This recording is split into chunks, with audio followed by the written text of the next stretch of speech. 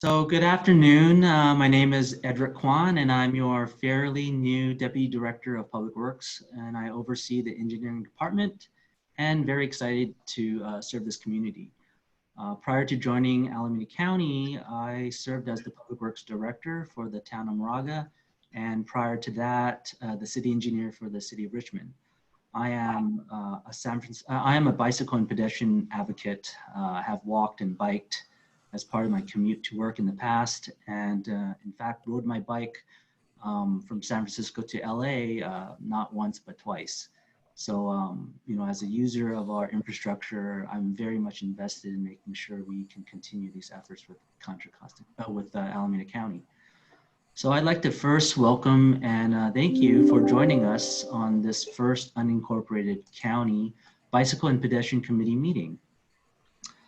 We are conducting today's meeting remotely via teleconference in response to directives issued by local and state health officials regarding the COVID-19 pandemic. Teleconferencing guidelines were provided with the agenda. So before I begin, I wanted to go over the agenda, and I'm going to start by sharing that screen over here. So I think you guys can see the screen now. So today we're going to first start with a call to order, and I'll be going through a roll call version to gain attendance. Afterwards, we're going to have a welcome from Daniel Wolf-Detzenbet. He's our Director of Public Works, and he's also going to provide some information about the committee and its intent. Followed by Mr. Wolf-Detzenbet is our Supervisor, Nate Miley of District 4. Note that these two individuals are currently at a special supervisors meeting, and so we're not quite sure when they'll be able to join us. So we may be deferring those items later in the agenda if they do make it.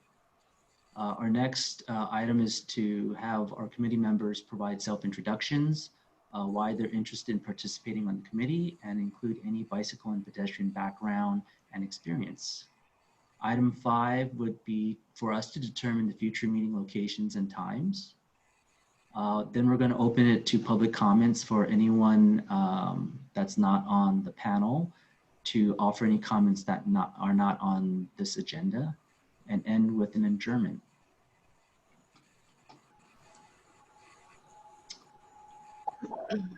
Okay. So as you can see, our first agenda is intended to be light so that we can learn more about each other and to set the tone of our committee moving forward. Committee members were sent an email with general procedures based on Robert's Rules of Order that will be applicable for our action items. Public participants on this teleconference will have an opportunity to provide the comments when I open public comments at each of the discussion items. And as I mentioned earlier, for non-agendized items, the public will have an opportunity to comment during that section of the agenda. And please note that this meeting is being recorded. First on our agenda is the call to order. For the record, it is 1:03 p.m. I will be calling out each committee member name alphabetically. So please state if you're present, and also please correct me if I mispronounce your name. I'm still learning to get to know each and every one of you. So first we have Parvin Ahmadi.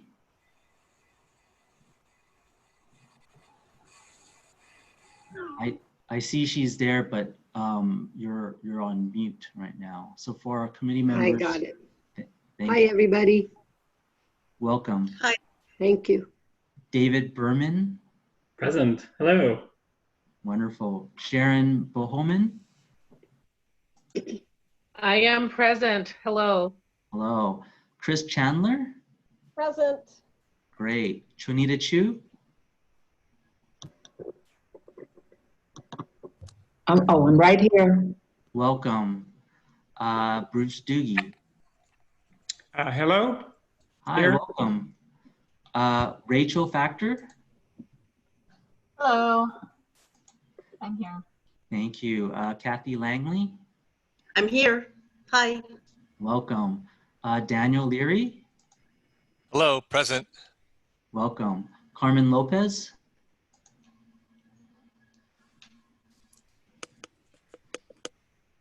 right. Matt Wayne. Okay. Michael Williams. Present. Thank you. Aaron Salas. Okay.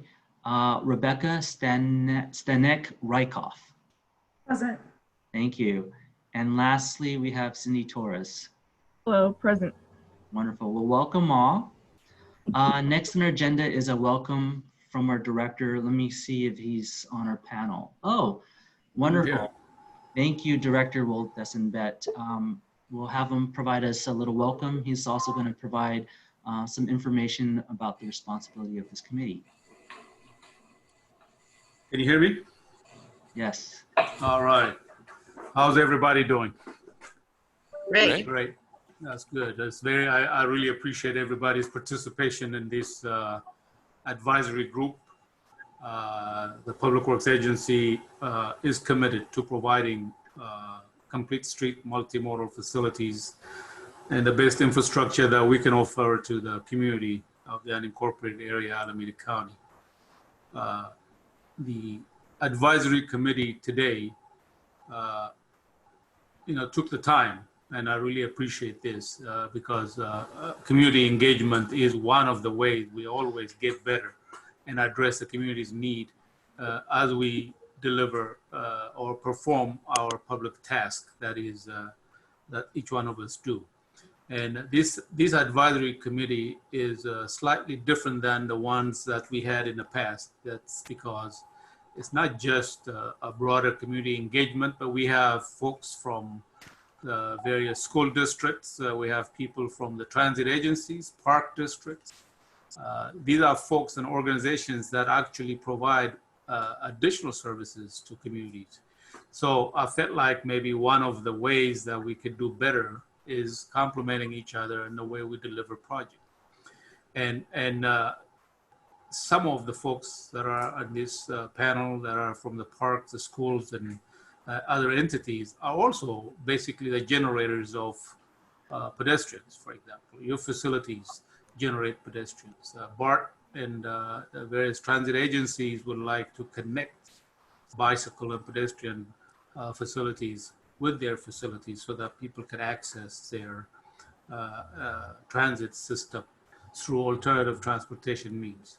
Of course, the schools generate a lot of pedestrian activities and bike activities in that incorporated area. Kids, as you know, are the ones that we really like to keep safe at all times. And we would like to kind of work with the schools and facilitate safety as well as providing alternative means of transportation for kids to access their schools. So your role in this committee is very essential. It's a very important role that you will play in helping us provide these services and in a very effective fashion.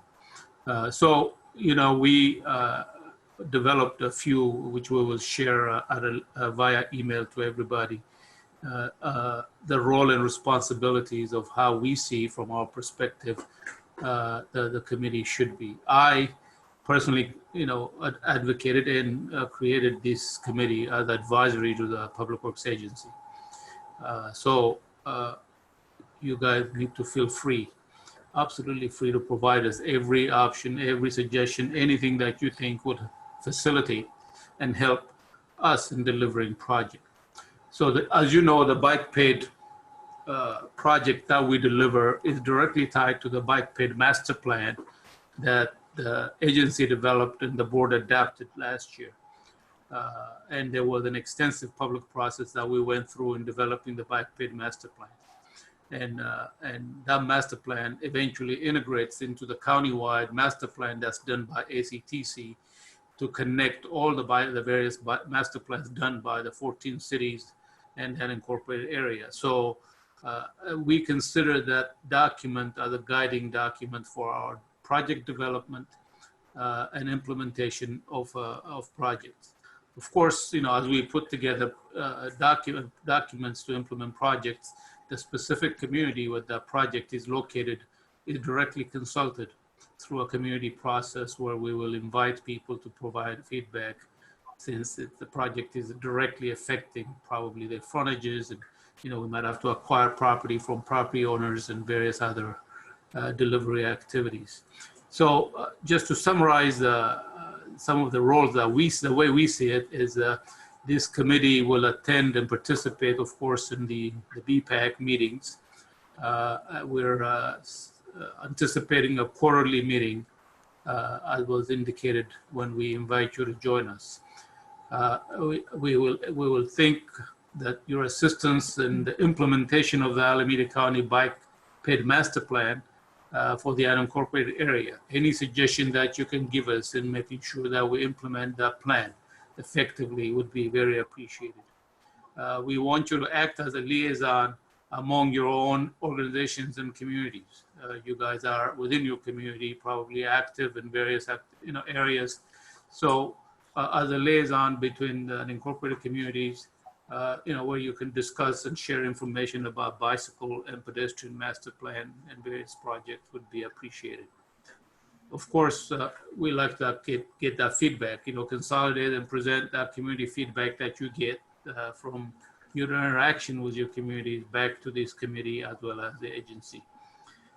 Of course, we want you to kind of participate in the review and providing feedback of the type of bicycle and pedestrian facilities to be constructed for both consistency with the Alameda County Bike Paid Master Plan and any other community desire that you think is appropriate. We want to get input on components of bicycle and pedestrian facilities, especially for specific community features that you think is appropriate that need to be incorporated. As you know, every project is different. There's limitations in terms of right-of-way, limitations in terms of the type of roadways that we have, limitations in the desire of some of the adjacent communities. So most projects do not have a cookie cutter, one size fits all type of solution. So that's why it is essential that we kind of become creative and come up with innovative solutions that advance the ultimate objective of providing safe and accessible pedestrian and bike facilities for all communities. And obviously the Bike Paid Master Plan, when it was developed, as well as the Safe Route to School projects and report that we have developed, target specific pedestrian and bike generators like schools and parks and various other entities. So your engagement in this area and making sure that we stay in the course of delivering this project is a very, very helpful. So of course we will encourage you to promote collaborative projects with transit agencies, schools, and other service providers. I mean, we work with. Open up and then I'll let you go. Did I? Oh, so what is important for us is that each entity, especially organization, we probably think that has project that you deliver yourselves to advance some of these pedestrian bike issues. So we would like to work on collaborating. Right now we work with park districts, for example, in providing access through our flood control facilities for trails and trailways for pedestrians and stuff in San Lorenzo area. We have some up in the Sonol area where we actually trying to do a trail and rail project where we actually would like to provide access into the Sonol area for pedestrians as well as bicyclists. So this collaborative project, both from scope point of view and funding point of view, and getting stronger community engagement is absolutely essential. That's why I really like the current makeup of this group. It's large, it's broad, and it has folks that actually can spend money also, because they represent organizations that can spend funding into some of these projects that we all kind of advocate for. So the other thing that we hope that you will do will be to advocate and assist us in the preparation of funding applications. We are right now doing an ATP grant right now, for example, where we try to get as much money as we can for some of these sidewalk and bike paid projects. As you know, these are not cheap projects. These are very expensive. Right now, it costs about $4 to $5 million per mile just to put a simple sidewalk project. So that's why we have to go seek federal and state funding in order to deliver this project. And these grant applications usually ask for community buy-in, community engagement, letter of support, support from various groups to show that there is a growing desire for folks to deliver, to collaborate on these things. So I would think you would engage in this area where we seek support from each one of you. The other thing is, of course, to promote bike ped as a viable form of transportation. One of the challenge that we have in our region and in general in this country is, unlike some of our European counterparts, the culture of bike is not very well accepted in the country. So one of the way we do that is we need to educate folks that these are alternative means of transportation. We can, surprisingly, because of this COVID environment, I probably have walked more in my life than I did in my life lately, because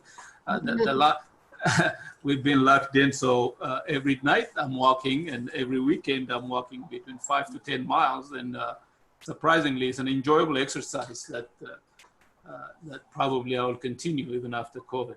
So, but we need to promote bike and walking as a form of viable transportation and kind of institutionalize it or culturalize it in the society, so that people can actually anticipate and expect bikers and pedestrians on the street sharing the same facilities with the automobiles. And the last thing I think we would expect from your group here is to participate in educational efforts. We do a lot of activities, community activities like Bike to School, Walk to School Week, Bike to Work Day, and various other activities. And we would hope that you will participate in those activities. They usually happen once or twice a year, and we use them as a tool to actually expose the community towards getting this bike paid means of transportation as a viable means. So I really want to thank you for taking your time and contributing toward this objective. I hope we're not asking you too much, and these are the things that I wrote down, and I'll share that with you via email, each one of you. Once quarterly, we will get together and see how we can advance bike ped as an alternative, safe, and desirable means of transportation. And hopefully, by the way, the other thing of value that most of the time we don't recognize is, and another lesson we learned because of COVID is globally, there are an enormous improvement in the climate because of the reduction in driving associated with COVID. Some folks are fascinated by the fact there are some buildings they never seen over the last several years. Now all of a sudden they're visible because the smog is cleared out. So you can imagine the value add of these alternative transportations have if we all kind of at least partially even engage in biking and walking as a means of transportation. We can all benefit from the environmental value add that we get out of reduction in carbon, in carbon products. So with that, I really want to say thank you very much. I really appreciate it. My office is always ready to participate. We have highly skilled, highly experienced staff in our agency. They've been working on this for a long time. Most of my staff are members of the community. I would say 99% live in Alameda County, quite a number of them in the unincorporated area. So not only they have a self-interest in making sure their community benefits, but they're also highly dedicated professionals that honestly speaking, we haven't shut down. For example, even for COVID, every one of my staff has been working from day one. So I really appreciate your engagement in this. So with that, I think I see Nate is back from the board meetings. So I'm gonna end there, and I'm available for any questions at any time. Thank you, Edric. Thank you. Right, so Oh, thank you, Director. We're going to hand this off to our District 4 Supervisor, Miley. Welcome. thank you. So good afternoon, everyone. I wanted to participate in the entire meeting, but the county's in the middle of our budget deliberations, and we just went into closed session, and then we'll go back to budget deliberations. So I stepped out of the closed session to come and just give you some welcoming remarks, because I really do value the fact that all of you are coming forth to serve on this Bike Ped Advisory Committee for the unincorporated area, which includes both the urban area of Alameda County as well as the eastern part of Alameda County. Bike Ped, they are important matters because, you know, as the director of the Public Works Agency pointed out, historically, we all know, particularly as it comes to walking is fundamental. I mean, we walk to our cars, we walk to our homes, we walk. So even if you don't get out to walk for exercise, you're still walking. So I've always maintained that walking is fundamental. And so pedestrian safety and bike ped are really important. And, you know, I'm a big jogger and walker, and occasionally I'll get on my bike for recreation. So these are important matters, particularly in these day and times. So the more we can get people feeling comfortable walking and biking, the better off we are. It's important that you recognize that this is an advisory committee to Public Works. My office, and I believe Supervisor Chan's office, we will, and maybe Supervisor Haggerty's office, but I know particularly my office, will be monitoring and working closely with Public Works as the agendas are prepared and as these meetings take place. I know one of my staff should be monitoring what's going on right now. And because I want to make sure that this advisory committee, in terms of its advice to Public Works, is working effectively. The difference between this Bike Ped Advisory Committee and a commission is if we adopt a commission in the county, the commission would be advisory to the Board of Supervisors. We haven't taken that next step. How we've gotten to this point in time is there used to be a Bike Ped Advisory Committee in Castro Valley historically, and it served a good purpose. There were some, you know, tensions, and, you know, that's natural, some growing pains, but we thought it would be good once we moved forward with a Bike Ped master plan, this new iteration of it, that we create a Bike Ped Advisory Committee that was more than just Castro Valley, because the Bike Ped master plan takes in Castro Valley, Ashland, Cherryland, Fairview, Sunol, the unincorporated Pleasanton, unincorporated Livermore,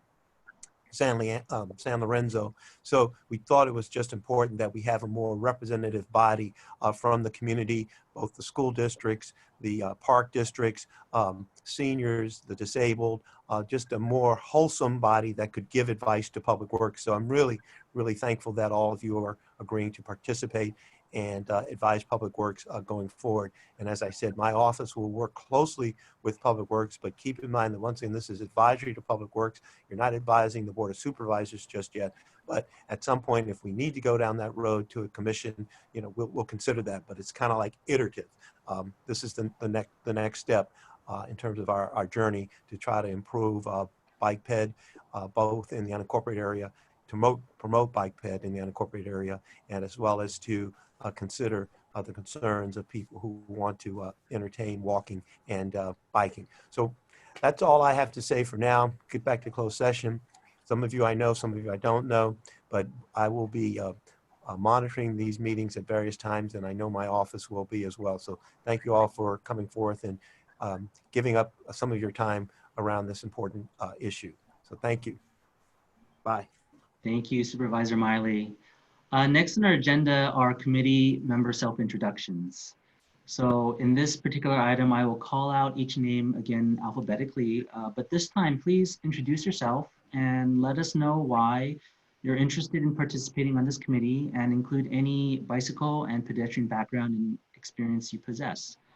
Since we have 15 committee members on our roster, please try to limit your introductions to 3 minutes. So we'll start with Parvin Ahmadi.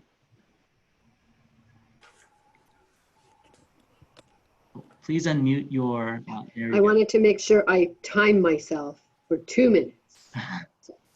I'm Parveen Ahmadi. I'm the superintendent for the Castro Valley Unified School District, and I'm interested because I want to make sure our students are safe on their way home and to school. And I think the huge level, just the level of interest in Castro Valley by the families to bike and walk to school is tremendous.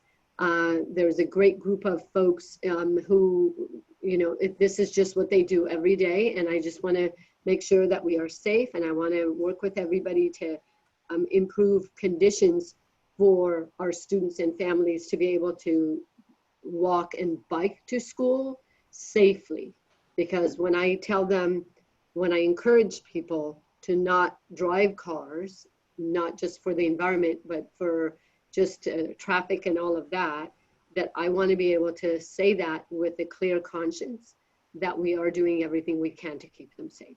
And I think there are lots of possibilities. I want to also make sure that we take advantage of every grant that's available to use to improve our sidewalks and bike routes, especially with the narrow streets that we have in Castro Valley.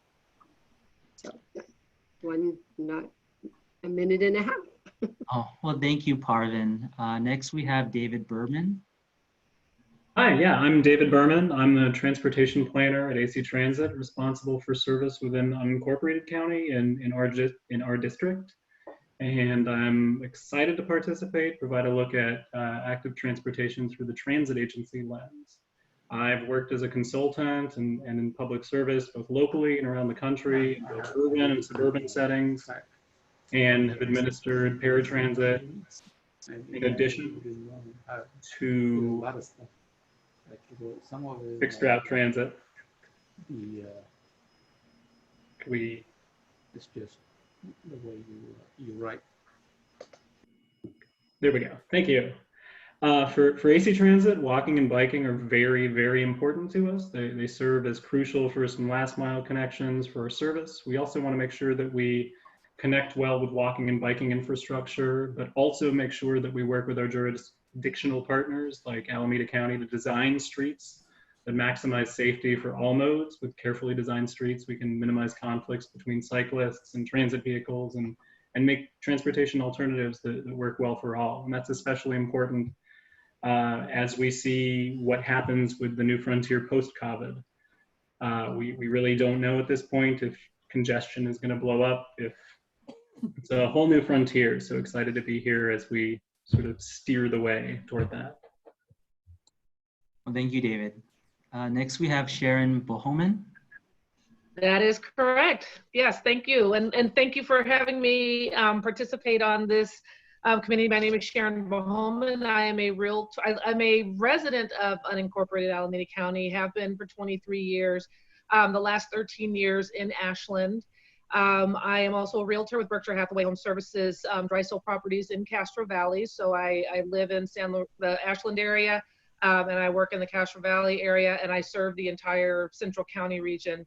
My background was cycling. I am a cyclist. I've been off my bike for a minute, but I'm planning to get back out there. I've cycled all over the East Bay and particularly in Alameda County. So all parts of unincorporated, from the shoreline all the way out to the Altamont and over. I've been involved with road cycling in that capacity. I've also served as chair of the Women's Series Tour de Cure program that the American Diabetes Association put on. It was a fundraising event, and I served as chair from 2013 through 2017. And my primary functions, along with promoting the event, were helping with the routing of the training rides. And we would start at Shadow Cliffs, and we would ride throughout Pleasanton, Livermore, down through Sunol. So I'm really well versed in those areas, and also just helping people get acclimated to riding their bikes. And so I'm very passionate about how the roads are accessible and safe for cyclists. Being out on the road with cars, especially in some areas of unincorporated Alameda County, especially here in the Ashland, Cherryland, and San Lorenzo area. It can be a little dicey when we're trying to commute and ride. So I'm really excited to be a part of this and hope that I can give helpful input. Thank you, Sharon. I actually rode the Tour de Cure twice. It's a great ride. Oh, which one did you do? It's been actually 15 years ago, so it was Okay. it was a while back. Okay. So I have a tendency to do a lot of charity rides, so that's just one of them that I went through. Awesome. Thank you, Sharon. Sure. Next, we have Chris Chandler. Hello, everyone. Nice to meet you. I am the executive director of the Livermore Valley Wine Growers Association, thus the vineyard background to match. I have been in this position for a little over 13 years now, and we are excited that this is even a possibility of expanding, safe alternative transportation for locals, for visitors that are out in the region. I agree with the Director of Public Works that we are behind. A lot of the European countries have made much more strides in this, and there's a whole energy and effort out there with blue zones and what makes up healthier communities, and being a part of a blue zone and sort of trying to rethink different modes of transportation and laying out so many things in our communities that contribute to better and higher quality of life. And I am also married to a cyclist who rode on the cycling team for Berkeley. So we sort of have it in our system, and just excited to be a part of it. So thank you very much.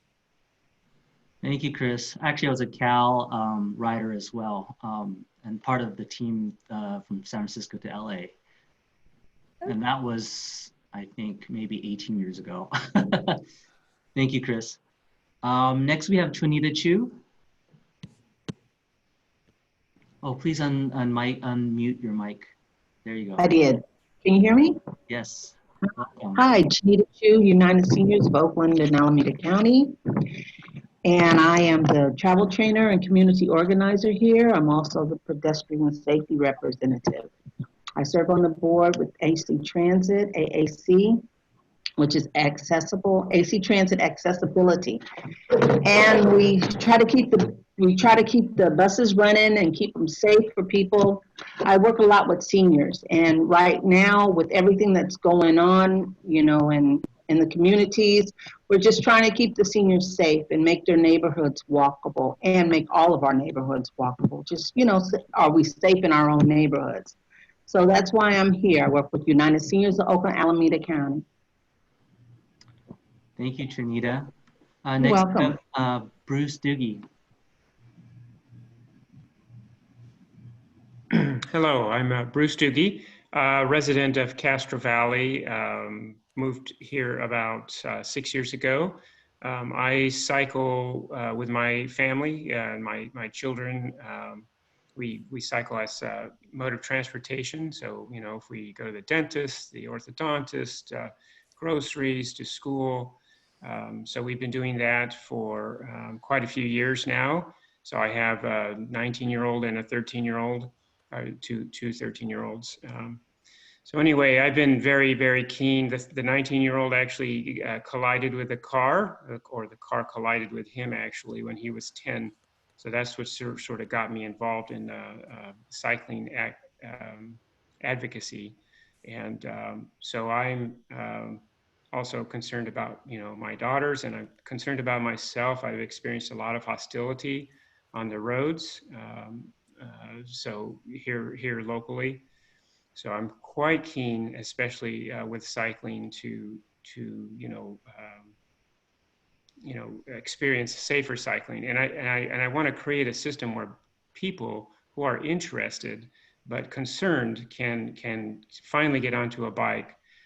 So many parents that I've talked to are very, very interested in cycling and interested in their children cycling, but they're not willing to take the jump, the leap, because they're afraid of cars, and justifiably so. We just had a recent death from a pedestrian walking home from school, and so that puts the fear into everybody. And we've had other collisions in the past as well. So I even had a friend, one of the dads, he walked all the way from I forgot what it's called, Green Hill or something, quite a ways away to Independent Elementary. So it's like a 2-mile walk up a real steep hill. And they were doing that up until they saw a car cross the sidewalk and collide into a fence on Crow Canyon where they used to walk by.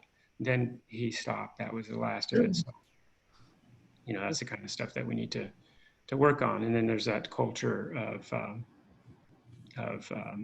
people not being so kind to cycling, like Mr. Wildessen had mentioned. So anyway, just wanting to make it safer for everybody. You know, my father used to ride up until he was about 90 years old, his bicycle to the grocery store. He was always also used it for transportation, used to use it to get to work.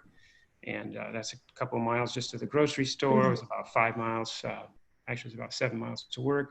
So, you know, older people need to be able to get around as well. We want everybody out there. I guess that's it. Thank you, Bruce. Welcome. Next, we have Rachel Factor. Hi, everybody. Thanks for having me. And I apologize for a lot of kid sounds in the background. Everybody seems to be in the room at the same time. With that, I am a principal planner at BART, and I coordinate our access program, and I'm also the station planner for the R line. So that's the Richmond line, so the Berkeley stations up through to Richmond, and also the L line, so that's Castro Valley out to Dublin Pleasanton. And so I was involved in the TAC, or the Technical Advisory Committee, for the unincorporated bike ped plan, and I'm glad to see that this advisory committee is happening and continuing. It's wonderful. Really, BART has a very big focus on improving station access for all users, and we're particularly interested in making it safer, more comfortable, and easier for people to walk and bike to our stations. And in 2016, our board adopted a station access policy with some pretty aggressive mode share targets, so shifting people from pretty much driving and parking to encourage people to walk and bike. And we have data from 2015.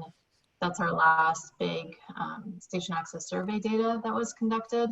And from 2015, we had 44% of our users, or our patrons, were walking and biking, and we have a goal of achieving 52% in 2025.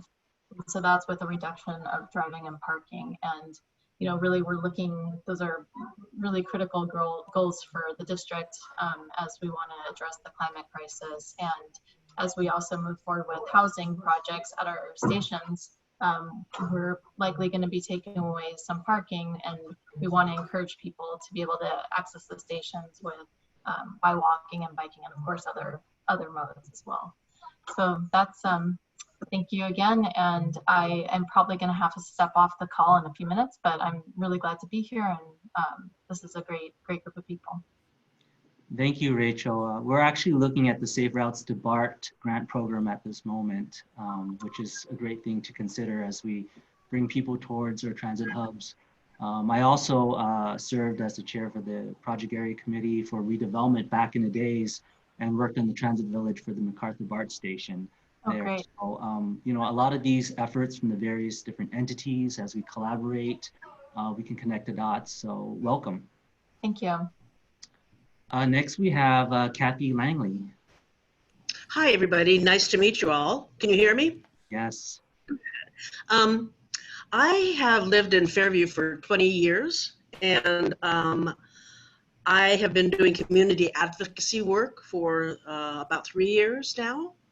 And the community reaches out to me to help with various problem solving for bicyclists and pedestrians, and help control the traffic, help to calm it down.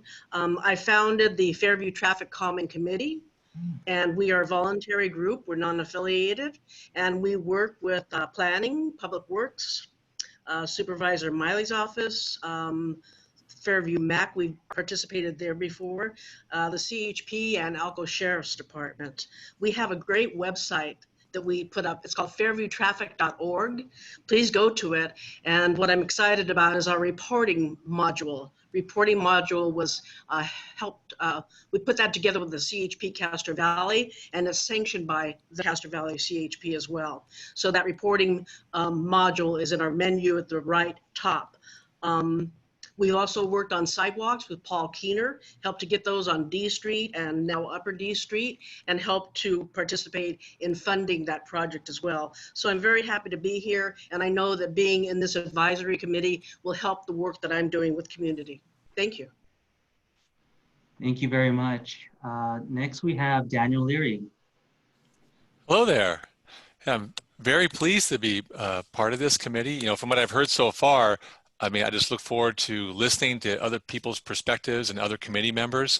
You know, one change that I can see in Alameda County is there's a significant number of people who are really eager to get outside for fresh air and for mental health. So I think the importance of this committee has really been raised. And so that's why I'm very excited to be part of it. You know, the perspective that I hope to share is my professional experience as a transportation engineer. For more than 25 years. My experience has almost 100% focused on design of local sidewalks, ADA compliant walkways. It's very important that we also think about elderly people in our community. And then of course, bikeways of all types, class 1, class 2, class 4. And if on a personal note, I travel to work on bike. I have a commute from Livermore to Pleasanton. So I, you know, have that kind of part of the county perspective. And I guess most importantly, I am the father of 6 with college age, high school age, junior high.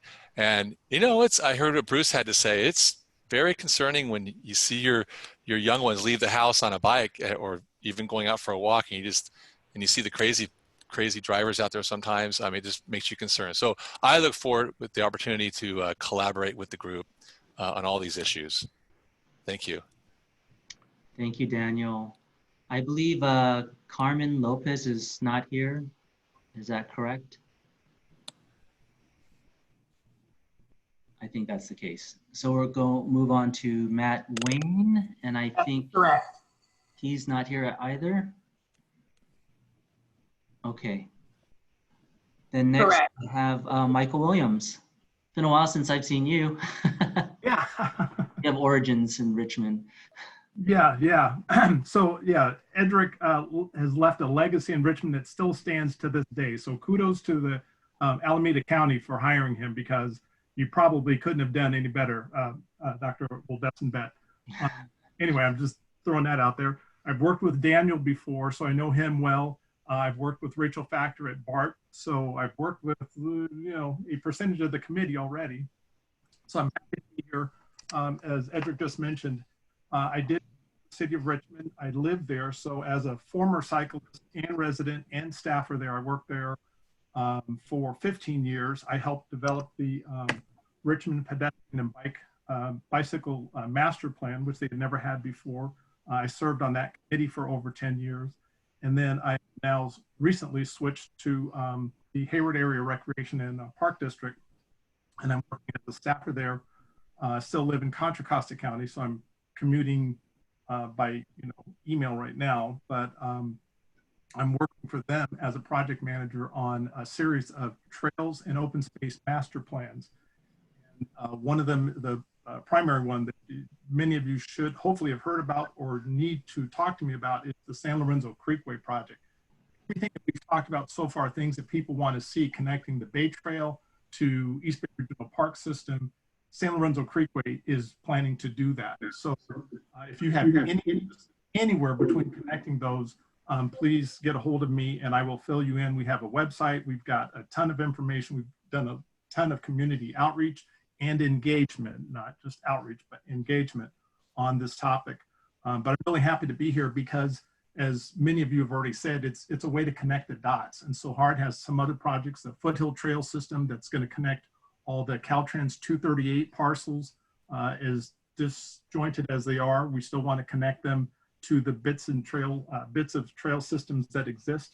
So, and everywhere we're looking to provide access. Anywhere these trail systems are going, we're looking at providing access to economic drivers, to the downtown areas, to the shop areas, to BART, to Amtrak, as long as it's there in Hayward, and other areas, and connecting parks, connecting where people want to be.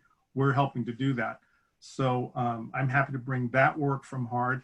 Part of my 15 years in Richmond was literally all transit-oriented development. I've done everything: air, land, sea, rail. Anything that can be done, I've done. But it's all been transit-oriented, and it's about connecting people, connecting systems, and working with multiple agencies across the board. In almost every project I've done, it's involved more than one agency. So I'm looking forward to carrying that work on here on behalf of HARD. Thank you, Michael. Yeah, you did some incredible work in Richmond. I mean, we did some planning for the bike bridge over 580 crossing through Chevron, a lot of gap closures. There's also the Greenway gap closure across San Pablo Avenue, right, to name a few. So personally, I'm happy that you've moved on to HARD and are able to focus on this new community with me. So yeah, I'm looking forward to it. Thank you. Thank you, Michael. Next, we have Aaron Salas, and he wasn't present earlier. Is he present now? No, he's not. All right, so we'll go on to Rebecca Stanek-Rykoff. Welcome. Hi, thank you. Hi, everyone. I'm Rebecca Stanek-Rykoff. I'm a Castro Valley resident. I've been involved in bike pedestrian advocacy in Castro Valley since 2014. I'm very passionate about infrastructure. So my interest in being on specifically this committee that advises Public Works is that, I think that if you don't, the education about riding a bike is worthless if you don't have the infrastructure to support it. I've been to Copenhagen, and people in Copenhagen didn't wake up one day and decide to ride their bikes. They did it because there was an infrastructure that allows them to do it safely. My kids are finally learning to ride their bikes, and I want to make sure that we can just ride our bikes to the taco shop or to the library instead of having to hop in the car to go 1.5 miles. So I want to make sure that everyone has that opportunity to, convert more and more of these short trips to bike trips, and do it in a way that, you don't have to be an expert to do it. As I mentioned, I've been in Castro Valley. I was on the Castro Valley iteration of the BPAC. One of the things that I did there was assist in writing grant applications. So the BPAC there, we not only provided letters of support to the applications, but we also assisted in writing the narratives. And for me personally, I live right by Stanton Avenue, which is currently getting its sidewalks put in. And I worked on writing the narrative to that project, to the design application for ATP funds. With other parents at my kids' school, we went to MAC meetings to really advocate for the timing of that to be pushed up. It was originally scheduled to have construction in like 2023, and now it's actually happening right now up the street. So it's been nice to see that project come full circle, and I've been involved with it at various different steps of the way as a community advocate. And I think one of my strengths, I think, is translating policy speak to everyday speak, and so I hope that I can continue to connect with the community and help keep them informed as policy is discussed and implemented. Thank you very much, Rebecca. Last on our list is Cindy Torres. Hello, everyone. I live in Cherryland since I was a child. I'm on several organizations and committees within the area, always advocating for Cherryland and the Eden area. Related to this group, I'm on the HARD CAC and the Trails and Open Space Master Plan Committee with our MEV. I'm on the Parks and Open Space Committee. My main form of transportation is walking, and preferred form of transportation. It's done me some good recently, and I can easily say that every week I could possibly get hit by a car. and have a few decades on me, so I'm not on my phone and I don't have anything in my ears, and I'm very aware, but it's a problem. And when I was a child, my best friend, 9 years old, got hit in a crosswalk, and it's stayed with me ever since. So every time I hear somebody getting hurt or killed, they may be far and few between, but it hits home. And one of the things I would like to see worked on is the railroad crossings, especially near San Lorenzo High School. There have been several incidents there over the years. I'm thinking about getting my bike down from the rafters after several years, and realize that I've never navigated city streets. And so I'm really curious of how that would work, because I've always ridden on trails. So it's just the safety that's really the most concern to me. But walking, and especially with COVID now, I live near a park, a wonderful hard park in the state, and people are out in droves because there's no place else to go and do anything. And I think that people are going to take advantage more of walking and biking if it's more accessible and safe. Thank you. Thank you, Cindy. It sounds like we have a very rich, diverse group here. I'm very excited about all the very talents and gifts, backgrounds and experiences. So welcome to the committee. Next on our agenda is item number 5, and that's to determine future meeting locations and times. We're going to split this action into 2 parts. The first would be to address the location, and then afterwards we'll establish the time.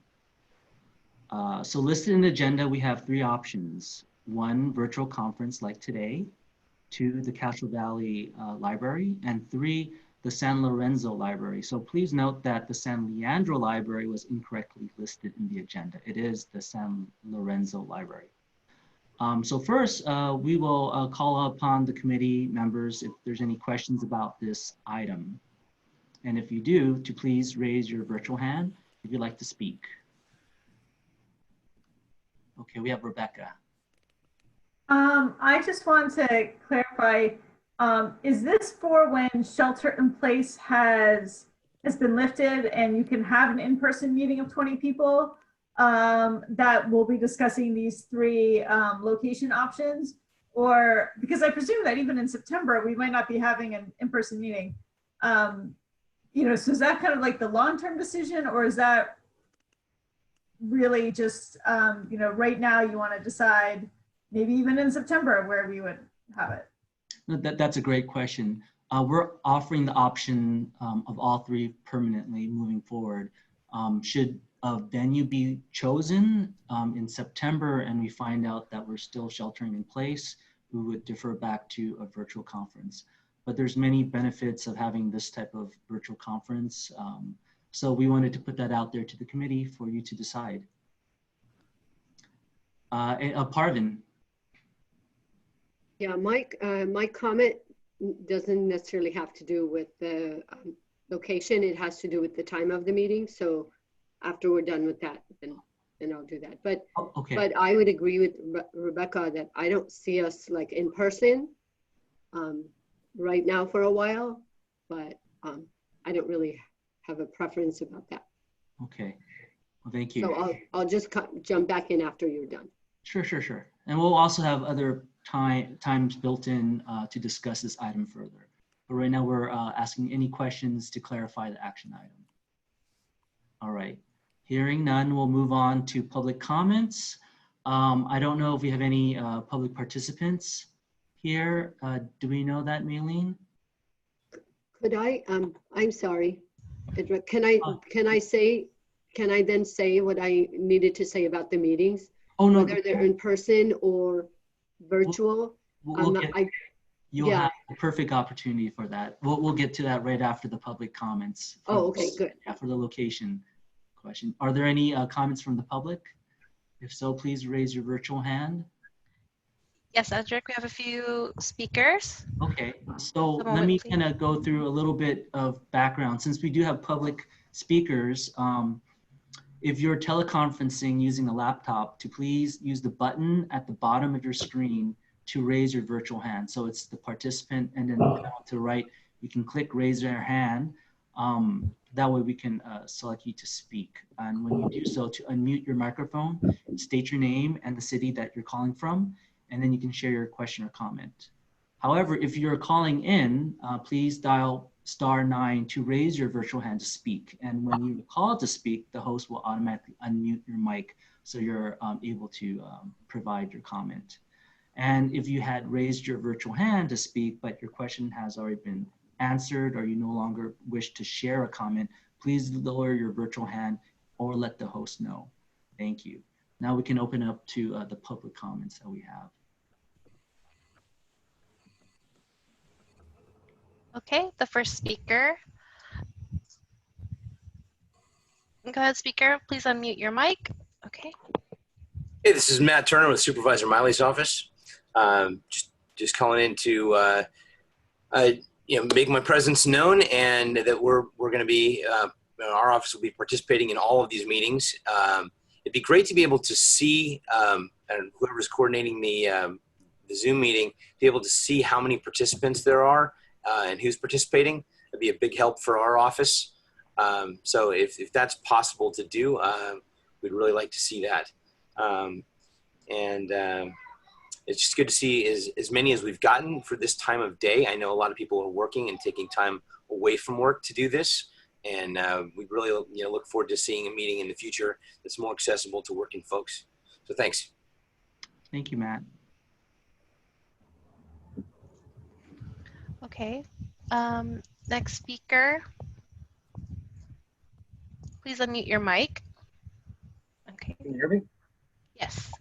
Excellent. This is Nick McMaster with Castro Valley Unified School District. I have been emailing with Ms. Anderson, so I'll hope to actually be part of the committee because between Miss Amati and myself, we always try to ensure that there's representation. So I just wanted to make sure that I also said I was present, and we'll look forward to future meetings. Thank you so much.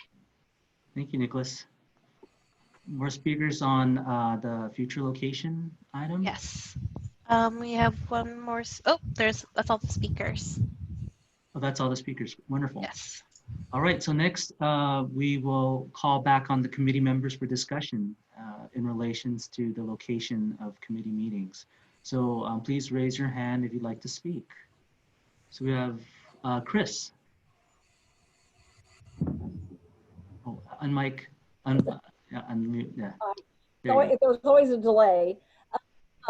I would be an advocate for continuing with the virtual meeting at least for the next one. There's so many unknowns. It changes week to week, number of cases that I would advocate up front just for that for September, and then perhaps at that meeting, or if that's the next meeting, and then at that one, maybe determine if there's an in-person possibility or not. And it's certainly convenient to meet all of you online rather than to get in a car and try to meet you that way. Thank you. Thank you. Bruce? Yes, I think, I guess I can see that there is a convenience to having the meetings virtually. And I totally appreciate that. I actually attend more meetings than I did before because it's easy to do now. So I'm super happy that a lot of people have gone to tele meetings, which I always did when I was working. And so I always thought, well, why can't we do these meetings virtually as well as in person? So I personally feel like there should be a combination, because I think there is a fair bit lost in a virtual meeting, and the back and forth is a lot more difficult to have a discussion and debate like we're having right now. So it's just a little more cumbersome. But and I live in Castro Valley, so that's the easiest place for me to get to. But the San Lorenzo Library does work. I do get over there as well because I only go by bicycle. So that's it. Thank you, Bruce. Do we have any other discussion from the committee? Oh, Kathy, please. Hi, can you hear me? Yes. Good. I like this time of day, and I am practicing risk aversion. I'm sheltering in place. I don't see this COVID situation changing in September. So I would like to have the meetings via Zoom. I think the meeting today went very well. There were not very many hurdles to climb over for this. So, and again, as Daniel mentioned, it's really helping the climate and smog and et cetera. So I think it's a healthy way to go. Thank you. Thank you, Kathy. Do you have any other discussions for the location before we call for a motion? Any other discussion? All right, so we're going to close the discussion period, and I'm going to call for someone to make a motion for the meeting location.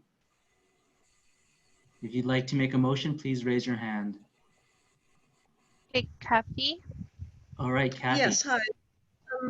I'd like to see the next meeting to be virtual, as I said, but in the future when we can meet in person, I would say Castro Valley Library would be my best idea.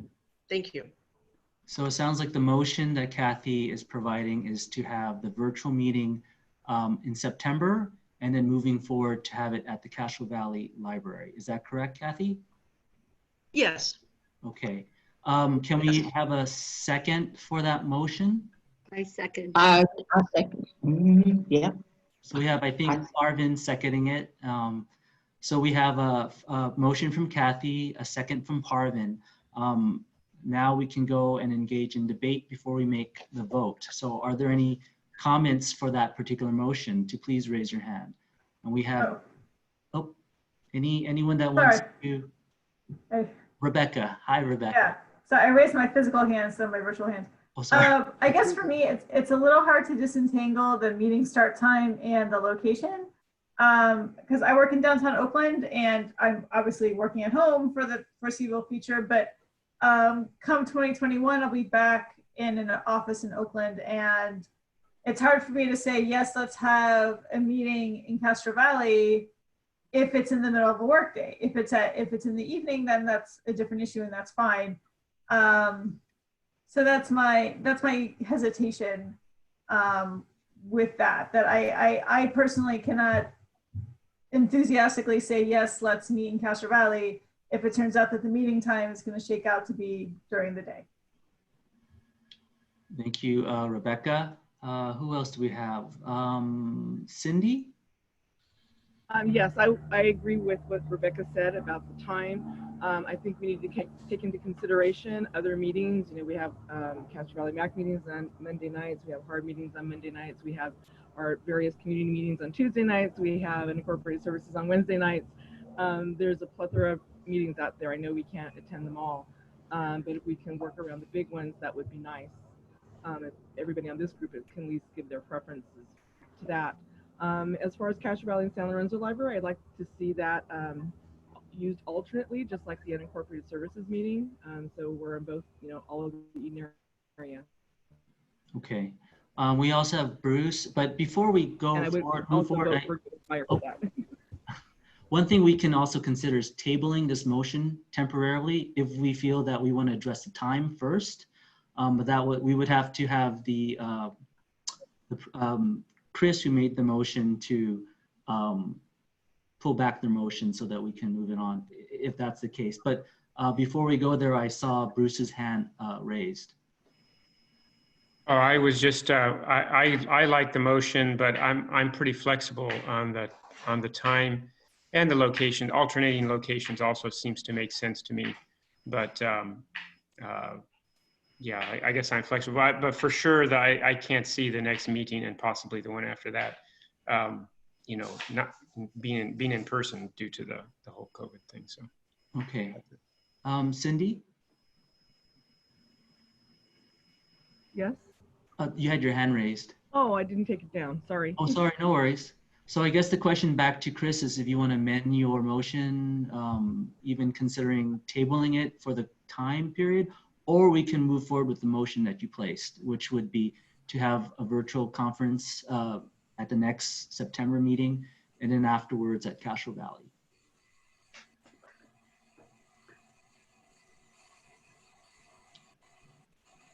Is Chris there? I think she's no longer on as a panelist. Maybe she got accidentally dropped. Yeah, she's not on here, Edric. Okay. So in this case, it's kind of unusual that the committee member that made the motion is not present. Okay. Is Cathy on? Did Cathy make the motion? Was it Cathy or I'm Chris? here. It was Cathy. Cathy. Oh, I'm sorry. Cathy. I'm still learning names, so I apologize. Cathy, That's okay. would you like to maintain your motion, table it to discuss the time first, or amend it in any way based on the debate? I guess I would say amend to the same time for a virtual meeting in September. Okay, but we're going to focus on the time at the second part of this item. So the Okay. motion you have placed is a virtual, to have the meeting conducted virtually in September. And then moving forward, your motion was to have it at the Castro Valley Library, and that was seconded already. Based on the debate and what you've heard, would you like to amend your motion? Would you like to table your motion and go to part 2 to talk about the time? Or would you like to continue with your original motion and then we can cast a vote from your committee members? The second one. Table the motion and go to the time item. All right. Yes. So, In fact, I do have one question though. I was contacted a while before by email regarding the time because there were a few people that did not like the time of 1 o'clock. They wanted 6 o'clock or after work. And then I think that it came back that most people wanted the 1 o'clock time. Is that not correct? that is correct. And if we're tabling the motion, we'll go directly into that discussion. So with that motion to basically defer this until after we talk about the time, is there do you concur with the second? I think that was. Yes, I do. Okay, great. Yes, I do. So we'll call on a vote, and because it's virtual, we do have to do a roll call. And so the revised the motion is to table the item and go into determining the time. So please indicate aye, nay, or abstain. So I'll just go down the list. Parvin Ahmadi. Aye. David Berman. Aye. Sharon Bohoman. Aye. Chris Chandler. Oh, she's no longer here. I'm sorry. Chonita Chu. Aye. Bruce Dughi. Aye. Rachel Factor.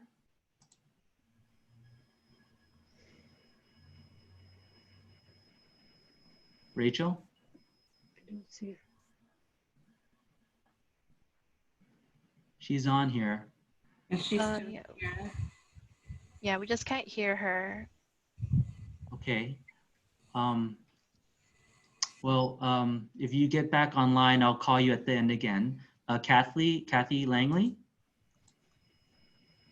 Is this for keeping the same time, 1 o'clock? No, that I'm this voting is the motion is to table the discussion on location after we talk about the time. Aye. Okay. Daniel Leary. Aye.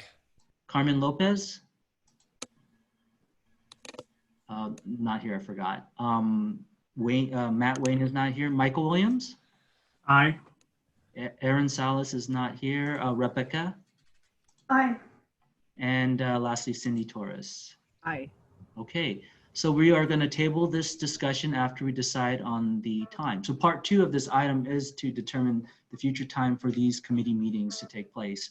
And today's meeting of 1 p.m. was based on the doodle poll of our committee members. So it doesn't have to be 1 p.m., but this is the time for us to discuss and decide what time to move forward with that. So the first part of this is to, again, seek any questions from the committee regarding this item. Is there any questions about determining the time? Yeah, I raised, should I go ahead? Yes, I raised my hand. Thank you, Parvin. Yeah, I agree to 1 o'clock and it works for me right now, but I'm just thinking of the public and having people actually available later in the day, in the evening. So I just want us to consider that. Yes, thank you. And we'll have opportunities to voice those opinions during the discussion. But any questions related to this item about selecting a time? I see, oh, okay, no more hands then. So now we can open it up to the public for any comments. I went through the instructions earlier. So again, for those that are teleconferencing using the laptop, please use the button on the bottom of your screen, raise your virtual hand to speak. When you do speak, please unmute your microphone and state your name and the city you're calling from, and then you can share your question or comment. And for those that are on your phone, to dial *9 to raise your hand to speak. The speaker will have their mic unmuted by our host. And again, if you happen to have your hand raised and you've heard your question already addressed, just please lower your hand or let our host know. So thank you. We can open it up to public comment. Okay, speaker, go ahead. Can you hear me? Yes. Oh, great. My name is Joanne Lauer. I live in Castro Valley. And I have a very vested interest in this since I've been working with Becky and Bruce on, and Superintendent Amati and Nate Miley on all these efforts. Yeah.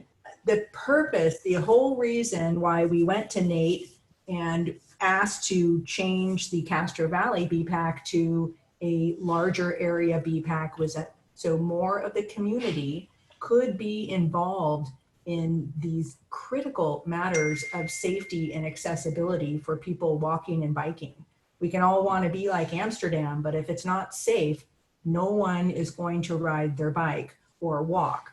So having these meetings during the day, yeah, it's great for a lot of people who, you guys are all, half the people on here on the committee are actually being paid, they're employees of something. And so having it during their workday makes a whole lot of sense. But the purpose of this committee was for community involvement. And, hopefully most of the members of our community will be actually working soon after this whole pandemic is over. But to have this meeting during a time when a standard working class member of our community cannot come does not make sense. It was the whole purpose of this committee.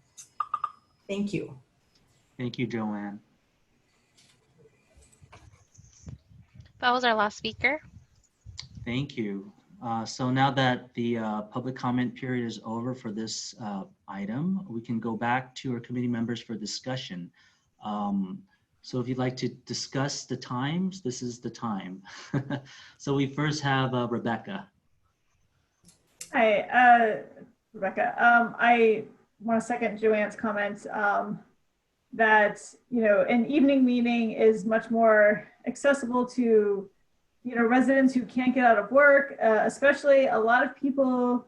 I can't speak to other parts of unincorporated Alameda County, but certainly in Castro Valley, many people who are working are commuting to Oakland or San Francisco or even the South Bay. And, coming to a 1 p.m. meeting in person is really not possible. And in many cases, attending a 1 p.m. meeting virtually is not possible with people's schedules.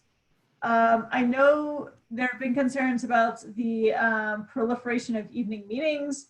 MAC is on Mondays, CVUSD is usually Thursdays, unincorporated services is Wednesdays. But if this is shaping up to only be a quarterly meeting, I would hope that it's possible, if it's really only a quarterly meeting, it's possible to find an evening at either Castro Valley Library or San Lorenzo Library where there's not, that's not overlapping with an existing county meeting such as unincorporated services or MAC or one of the school board meetings. I know that there's many school boards, or I know there's many school districts in the kind of catchment of this BPAC. So I know that that's a lot of evening meetings to avoid, but I think it's worth it to get the community involvement and community attendance that I just don't think you're going to see in person at 1 p.m. on a weekday. Thank you, Rebecca. Pardon? I don't want to repeat anything. I would just say I agree with what Rebecca and Joanne said. And I think, just so you know, we have changed our board meetings from Thursdays to Wednesdays so that we can be aligned with other people. So that might help with the decision. But I completely agree that if you want involvement from community, we need to make it when the community is available. So I advocate for evenings. Thank you, Parvin. Chonita? Hi. I like the location, the library, and I can BART to BART in the evening, but and I'm 100% a pedestrian, and that's part of the reason why I'm here. But when the time changes, I'm not going to want to walk at night. No, I like them during the day where it's much safer, and I can easily schedule things. In the evening, I can't. I have a family. So, I mean, I'm just putting it out there that I'm 100% a pedestrian, and I can't walk at night too much. It's not safe right now. Thank you, Chonita. And with the time changing, it's not going to be safe. All right. Any other members that would like to discuss this? Oh, Cindy. If you can please unmute your mic. Yes, sorry about that. No problem. I'm wondering, would it be possibility to have, when we are able to meet in person, to also have it, the ability to meet virtually for anybody else that would not want to come out? I think there are a lot of people that will still feel compromised in coming out for quite a while, depending on their situation. So if we can accommodate both ways, and that way people that don't like to come out at night can still participate from home. Thank you, Cindy. And I'm not quite sure how to commingle having a physical meeting and a virtual meeting. I'm not sure if our host has had that experience. Of having both a physical presence and a virtual presence, you mean, Edric? Correct. I mean, it's done before, but it does become a little bit more difficult in terms of this will take like a crew of people to manage the view that we're getting from the physical location, and then getting it to, and then also managing the virtual portion of it. As I can imagine logistically, everyone that's present in a room will have to have a device of some sort so that they can participate virtually with others that might not be in the meeting. So what other departments have done in the past is that they'll be in one room, and then we would have a camera set up, and that's how the meeting will be broadcasted. But at the same time too, though, it just involves more people in a room, and that's just something taken into consideration, especially during these times. And then people can participate virtually as well, but they would just have to take that in consideration that that it'll still be the same format, but it'll just be in a different way. Okay, well, we will definitely discuss that part when we go back to the meeting locations. Are there other comments on the time? We have Sharon. Oh, my comment was going to be more on the logistics that we were just talking about, but if we're going to move that to another portion, then I can just hold my comment until then. Yeah, I think more or less just trying to learn if that's even a possibility, and then we'll bring that back up when we decide on locations and how the committee would like to meet. We also, any other hands up for a time discussion? Oh, Bruce. Yeah, I just wanted to make a comment on the hybrid. You know, we've been doing hybrid meetings for many years. And right. Nate Miley calls in all the time to the conferences. So I don't think we need to have a visual, you know, we just need audio. And, you know, I used to work at a big company, and we were doing it 20 years ago, and it was pretty routine. I mean, almost every meeting that I had an audio portion of it, people who were not in the room. Okay, thank you, Bruce. And it does sound like through Maylene, that's an option for us to consider. So I'm glad to hear that for all of you to choose from. Other questions related to the time? Parvin, your hand is up. Yeah, I just wanted to make sure that if we do what everybody is saying, so you have a hybrid, would that work for Chonita if it's in the evening then? Then you don't have to walk. Because I want to make sure she's able to attend. Chonita? Oh, yeah. Mm-hmm. That'll work. I mean, I'm just saying when it gets a little bit safer for at night. Right now, you never know when something is going to break out, or you never know when there's going to be a rally or protest or whatnot. So right now, I'm not safe being out there. But after everything dies down, and maybe next summer when all this is over and we still have a few daylight hours, I will feel a lot safer. Yeah. But at any time, it doesn't really matter. I'm going to make the meetings. I'm still going to come. Yeah. Thank you. Any other discussions before we set a motion for the time? Bruce, your hand is up.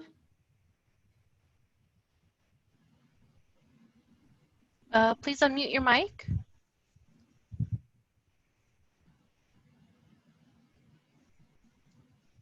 Bruce, did you want to speak on the time?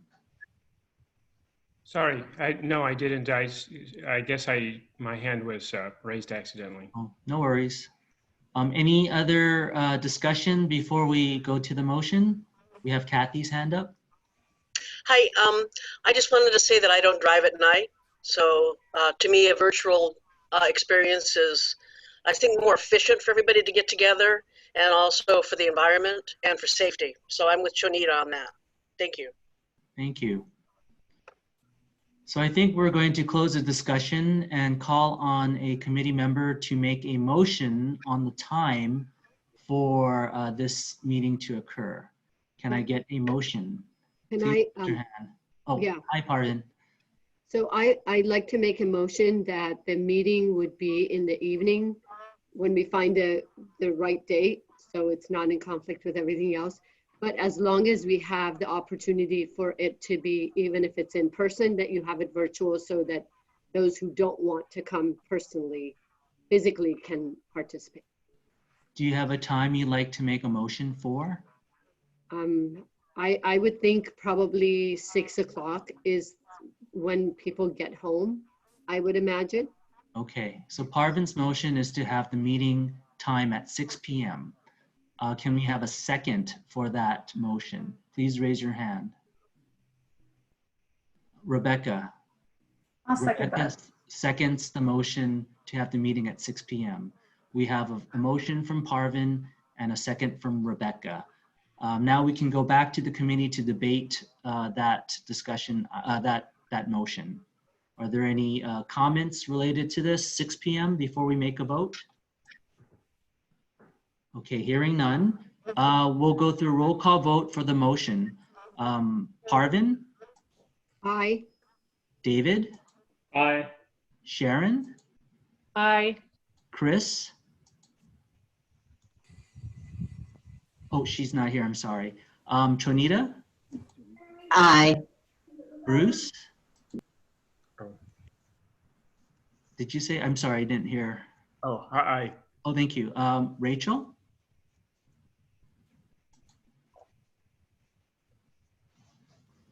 We can't hear you, Rachel.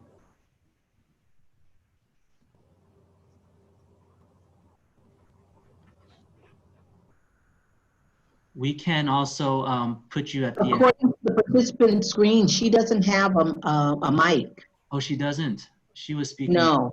Okay. Rachel, are you able to raise your hand? If so, raise your hand if you agree to 6 p.m. as your vote.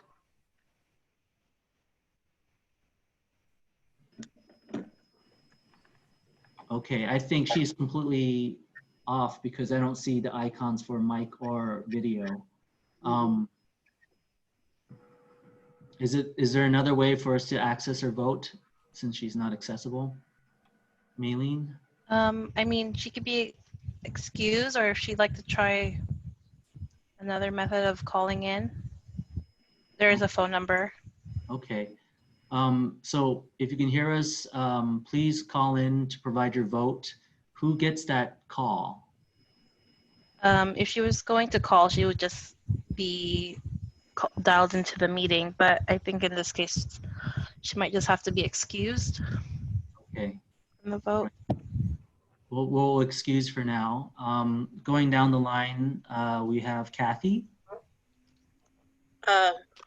Nay. Nay. Okay. Daniel. Aye. All right. Carmen.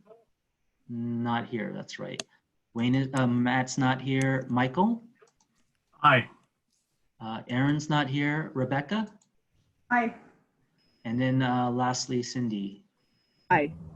Wonderful. So the motion passes. I don't know the count, but it was all ayes, 1 nay, and 1, I guess, excused. So the motion passes. The meeting is going to be set at 6 p.m. moving forward. So now we can go back to the original part 1 of this item, and that's to establish the location. We tabled the motion, so we can go back and ask for a new motion for the location. Is there a motion for a location based on the 6 p.m. time? Bruce, what is your motion? I propose that we have a hybrid with audio and alternate between the 2 libraries. So we have audio at both libraries alternating. All right, so your motion is to have physical location with audio, alternating locations. Do you want to go as far as state what the next location will be? Oh, I think the next location is going to depend on the COVID situation, but it's pretty likely. Yes, assuming September would have a physical location, and then deferral, we would default to virtual if the shelter in place is still there. Where should we have our September meeting? Well, I guess we can start with either live. How about Castro Valley? Okay, so the motion is to have the first meeting at Castro Valley, alternate between Castro Valley and San Lorenzo, but have the ability to participate through audio. Do we have a second for that motion? Please raise your hand. Parvin. So Parvin seconds it. So the motion on the table, set by Bruce and second by Parvin, is to have the September meeting in Castro Valley, alternate with San Lorenzo Library, and have audio so it's accessible for others. So we can now go back to debate from the rest of the committees on this motion before we make a vote. Are there any comments from our committee members? To please raise your hand. Okay, hearing none, we'll call for the vote. I am going to go through roll call again. Aye, nay, or abstain. Parvin? Aye. David? Aye. Sharon? Aye. Chris? Again, okay, she's gone. I keep forgetting, I'm sorry. Trinita? I'm going to abstain on that one. Abstain, Yeah. okay. Yeah. Bruce? Aye. Rachel, and we might still have technical difficulties with her, so we will excuse you. Then we have Kathy. I'm going to abstain. Okay. Daniel. Aye. Carmen and Matt are not here. Michael. Aye. Aaron is not here. Rebecca. Aye. And lastly, Cindy. Aye.